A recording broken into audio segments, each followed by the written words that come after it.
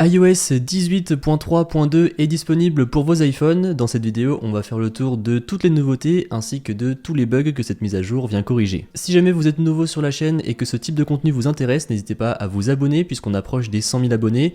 Et en plus de ça, à chaque nouvelle mise à jour de l'iPhone, eh bien, on couvre tout ça avec une vidéo. Donc je vous le disais, iOS 18.3.2 est disponible depuis hier soir, donc depuis le mardi 11 mars. Et c'est une mise à jour qui pèse environ 700 MO. Alors après, bien sûr, la taille pourra varier en fonction de l'iPhone que vous avez ainsi que de la version d'iOS que vous aviez précédemment sur votre iPhone. Et si on regarde la version exacte du logiciel, donc pour l'avoir c'est très simple, réglage général, information, et vous cliquez sur version d'iOS et on peut voir ici iOS 18.3.2 et la version exacte est la version 22D82. Comme on peut le voir juste en dessous, cette mise à jour apporte des correctifs importants et des améliorations liées à la sécurité et corrige un problème pouvant empêcher la lecture de certains contenus en streaming.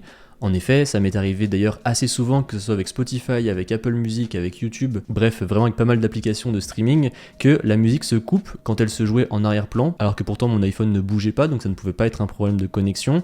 Au début, je croyais d'abord que c'était un problème d'enceinte, puisque ça survenait même de manière assez récurrente, je dois l'admettre. Mais a priori, ici, avec cette mise à jour, eh bien, ça devrait être corrigé. Comme d'habitude, ici, on se retrouve avec une mise à jour point, iOS 18.3.2, donc forcément, il n'y aura pas de nouveauté, c'est principalement ici des corrections de bugs. L'autre bug de corriger, qui cette fois-ci est bien plus important, est une faille de sécurité. Et en fait, certains sites web conçus de manière malveillante pouvaient tout simplement infiltrer votre iPhone, et donc vous pirater. Selon Apple, c'était vraiment des attaques très sophistiquées et très pointilleuses, et en fait cela fait suite à un patch qu'il y a eu avec iOS 17.2, donc il y a de cela un peu plus d'un an maintenant, et comme je vous le disais, ces sites conçus de manière malveillante étaient en fait des attaques déguisées, des attaques a priori très sophistiquées qui étaient vraiment là pour pirater un certain type de personnes assez spécifiques. Donc on peut imaginer par exemple des personnes du gouvernement ou des gens qui ont des informations sensibles sur leur iPhone, à cause justement encore une fois d'une faille de sécurité qui était présente dans iOS, mais à présent ça devrait être corrigé avec cette mise à jour. Donc bien sûr, rien que pour ça vaut le coup de faire la mise à jour sur son iPhone. Après, pour tout ce qui est batterie et performance, vu que c'est de la correction de bugs, personnellement j'ai rien remarqué de plus ou de moins par rapport à avant, je dois l'avouer. En revanche, ce qui est intéressant avec cette mise à jour, c'est que ce sera sûrement la dernière mise à jour avant iOS 18.4, qui pour rappel devrait sortir début avril.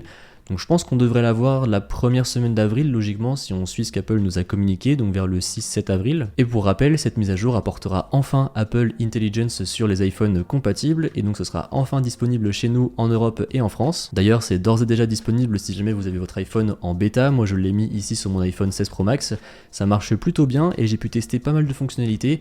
Je vous prépare d'ailleurs un petit guide à ce sujet, donc restez bien connectés sur la chaîne. Donc voilà, comme vous l'avez vu, c'était une petite vidéo très courte juste pour vous informer de cette mise à jour, pour vous informer également de ce qu'elle corrige et pourquoi c'est important de la faire. Comme d'habitude, j'attends vos retours dans les commentaires et moi je vous dis à bientôt dans une prochaine vidéo. Allez, salut!